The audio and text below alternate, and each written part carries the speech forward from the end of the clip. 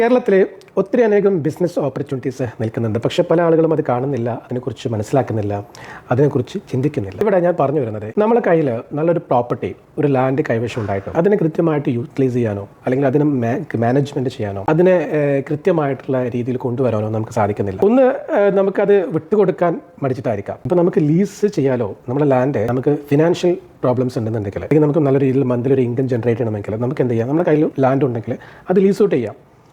അത് ലീസ് ചെയ്യുന്ന സമയത്ത് ഇപ്പോൾ ഏരിയക്കനുസരിച്ച് നമുക്ക് അതിൻ്റെ റെൻ്റൽ ഇൻകം നമുക്ക് കൂടുതലായിട്ട് കിട്ടും. ഉപയോഗശൂന്യമായിട്ട് കിടക്കുന്ന പാടങ്ങളും തൊഴിലുകളൊക്കെ നിങ്ങൾക്ക് എന്ത് ചെയ്യാം, ഇത്തരത്തിൽ നിങ്ങൾക്ക് ലീസ് ചെയ്യാം. വലിയ രീതിയിലൊരു ഇൻകം സോഴ്സായിട്ട് നമ്മുടെ കയ്യിലേക്ക് വരും. അതുപോലെ സിറ്റികളിലും മറ്റു പല ഭാഗങ്ങളിലുള്ള ലാൻഡുകൾക്ക് ഫാമിങ്ങിന് കൊടുക്കാം, വർക്ക്ഷോപ്പിന് കൊടുക്കാം.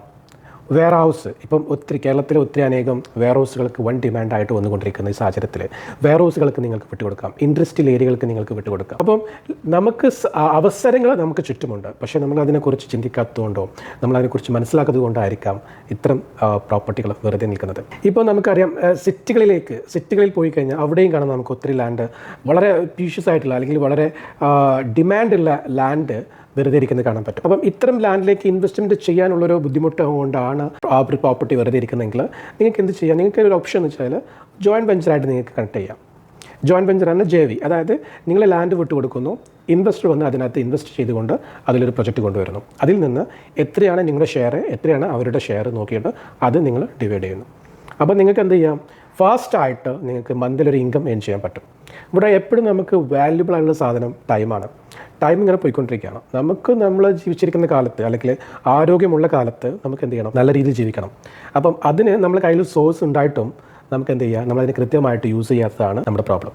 അപ്പോൾ അതിന് കൃത്യമായിട്ട് യൂസ് ചെയ്യുകയാണെന്നുണ്ടെങ്കിൽ ഓഫ് കോഴ്സ് പല ആളുകൾക്കും അതുകൊണ്ട് ഗുണം കിട്ടും. കാരണം നിങ്ങൾക്ക് മാത്രമല്ല, അതിൽ ഇൻവെസ്റ്റ് ചെയ്യുന്ന ഒരാൾക്കും, അതിൽ പണിയെടുക്കുന്ന ആളുകൾക്കും, മറ്റ് പല ആളുകൾക്കും അതിൽ നിന്ന് വരുമാനം കണ്ടെത്താൻ പറ്റും. അതിലുള്ള സാഹചര്യം സൃഷ്ടിക്കുക, ഇത്തരത്തിലുള്ള അവസരങ്ങൾ നമ്മൾ തിരിച്ചറിഞ്ഞുകൊണ്ട് ഇത്തരത്തിലുള്ള പ്രൊജക്റ്റിലേക്കും അല്ലെങ്കിൽ ഇത്തരത്തിലുള്ള കാര്യങ്ങളിലേക്കും നമ്മൾ ലാൻഡ് വിട്ടുകൊടുക്കാനും നമ്മൾ റെഡിയാകുക എന്നുള്ളതാണ്. ഇവിടെ ലീസ് ചെയ്യുന്ന സമയത്ത് പലതരത്തിൽ നമുക്കിതിനെ ലീസ് ഔട്ട് ചെയ്യാൻ പറ്റും. ഇപ്പം അതായത് 2 വർഷത്തേക്ക്, 5 വർഷത്തേക്ക്, 10 വർഷം, 50 വർഷം, അല്ലേ? അതായത് എത്രത്തോളം അതിനകത്ത് ഇൻവെസ്റ്റ്മെൻറ്റ് ചെയ്യുന്നുണ്ട്. ആസ് എ ഒരു ഇൻവെസ്റ്ററെ സംബന്ധിച്ചിടത്തോളം അതിന് എത്ര പെട്ടെന്ന് റിട്ടേൺസ് കിട്ടും, എത്ര വർഷം കാലതാമസം എടുക്കുമെന്നായിരിക്കും അവർ നോക്കുന്നത്. അതിനുള്ള ടൈം പീരീഡ് നമ്മൾ അവർക്ക് കൊടുക്കേണ്ടതായിട്ട് വരും. കാരണം അവർ ഇറക്കിയ എമൗണ്ട് തിരിച്ചെടുക്കുക എന്ന് മാത്രമല്ല, അവർ ഇൻവെസ്റ്റ് ചെയ്ത എമൗണ്ട് അതിൻ്റെ ലാഭമായിട്ട് വേണം അവർക്ക് റിട്ടേൺസ് വരാൻ. അപ്പോൾ അതിനുള്ള ഒരു ഓപ്പർച്യൂണിറ്റീസ് ആയിരിക്കും അവർ നോക്കിക്കൊണ്ടിരിക്കുന്നത്. അത്തരത്തിലുള്ള ഒരു സാഹചര്യം നിലവിൽ ഉണ്ടാക്കിയെടുക്കുക എന്നുള്ളതാണ് ഇതിലൂടെ പറയാനുള്ളത്.